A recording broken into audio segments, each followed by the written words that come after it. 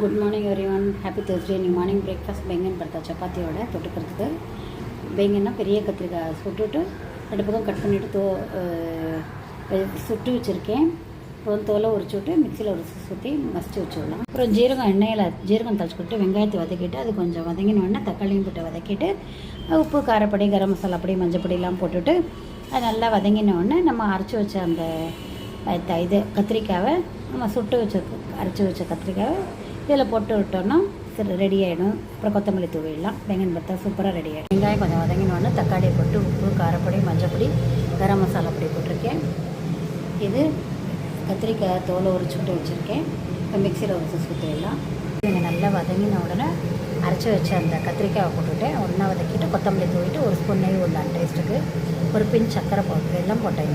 தூவியாச்சு. சூப்பரான பெங்கன் படுத்த ரெடி ஆகிட்டு இந்த இடத்துல பண்ணி பார்த்துட்டு கமெண்ட் பண்ணுங்கள். சப்ஸ்கிரைப் பண்ணுங்கள் please. Thank you so much for வாட்சிங். ரொட்டி பண்ணிட்டு சாப்பிடலாம். ஃபுல்காவோட சூப்பரான பெங்கன் படுத்த ரெடி ஆகிட்டு இந்த இடத்துல பண்ணி பாருங்கள். தேங்க்யூ. பூரி மாதிரியே அப்படியே உப்பருது. இப்படி பண்ணால் சாஃப்டாக இருக்கும் ரொட்டி நைட்.